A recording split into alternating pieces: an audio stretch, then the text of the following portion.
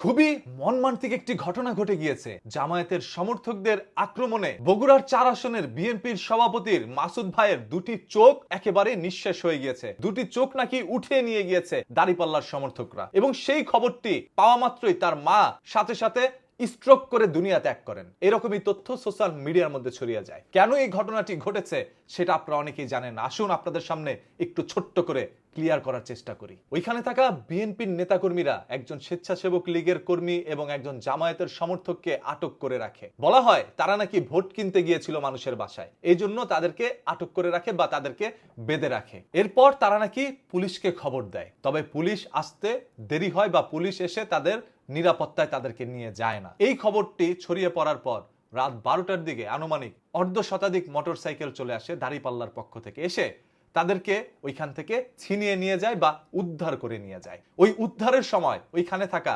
মাসুদ এগিয়ে আসলে তাদের মধ্যে ধস্তাধস্তি হয়।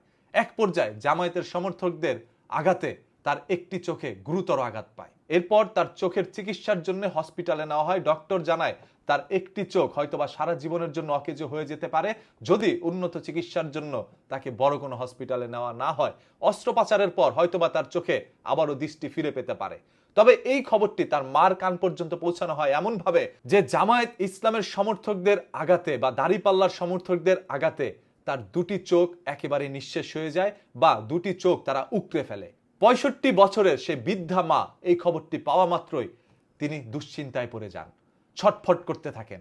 এক পর্যায়ে হার্ট স্ট্রোক করে তিনি দুনিয়া ত্যাগ করেন। এই খবরটি গতকাল থেকে সোশ্যাল মিডিয়ার মধ্যে এইভাবে প্রকাশ করা হয় যে বিএনপির এক সমর্থকের দুটি চোখ উকড়ে নিয়ে যায় দাড়িপাল্লার লোকেরা। তবে ঘটনাটি স্পষ্ট আপনাদের সামনে এখন আমি পড়ে শোনালাম যে কি ঘটনা ঘটেছিল এখানে।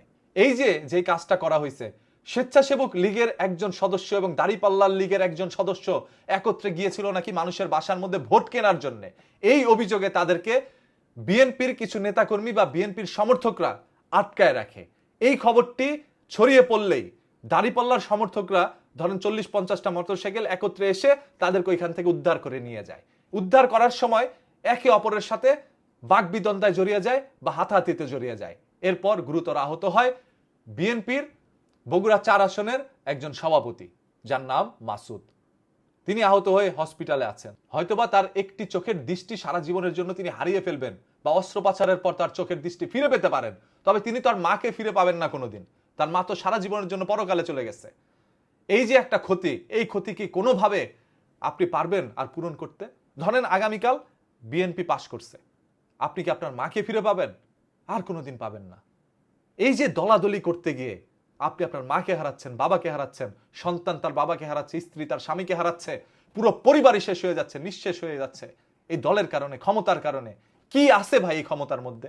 আমি কোনো দল করি না, আমার কাছে মনে হয় এই ধরনের জিনিসগুলো করে শুধুমাত্র আপনাদের ব্যক্তিগত সমস্যা হচ্ছে। দল ঠিকই দলের মতো এগিয়ে যাবে, জামায়াত পাশ করলে জামায়াতের ঠিকই উন্নতি হবে, বিএনপি পাশ করলে বিএনপির উন্নত হবে, তবে আপনার কি হয়েছে? আপনি আপনার মাকে হারাইছেন, বাবাকে হারাইছেন, আপনি আপনার সন্তানকে হারাচ্ছেন এই দল করতে যায়। কি পাবেন এদের কাছ থেকে? কিচ্ছু পাবেন না ভাই। যারাই আজকে দলাদলি করে একে অপরের সাথে লেগে যাচ্ছেন, কি লাভ হচ্ছে, কি ফায়দা হচ্ছে? আপনার আমার কোনো ফায়দা নাই। ফায়দা যা করার কায়দা করে তারাই করে নিবে, বড় বড় নেতারা করে নিবে। আপনার আমার কোনো ফায়দা নাই। শুধু শুধু মানুষের সাথে এই জ্ঞানজামের মধ্যে জড়ায়েন না ভাই। আপনাদের কাছে অনুরোধ, এই রাজনীতি করতে করতে এই ক্ষমতা আপনার থাকবে না। ১৭ বছর ক্ষমতা ছিল শেখ হাসিনার, কম ক্ষমতা ছিল না তারও কিন্তু দেশ ছেড়ে আজকে পালিয়ে থাকতে হচ্ছে। এরকম ভাবে কেউ চিরস্থায়ী না। সো এই ক্ষমতার জন্য একে অপরের সাথে এই ধরনের হানাহানিতে জড়িত হয়েন না, এবং যেটা ঘটে ওইটাই রটায়েন, সেটাকে একটু মাখায় রটায়েন না। ডান চোখে আঘাত পেয়েছে, এখন সেই চোখের চিকিৎসা হলে সেটা আবারও দৃষ্টি তিনি ফিরে পেতে পারেন। তার চোখ উকড়ে কেউ নিয়ে যায় নাই, এইভাবে নিউজ ছড়ায়েন না।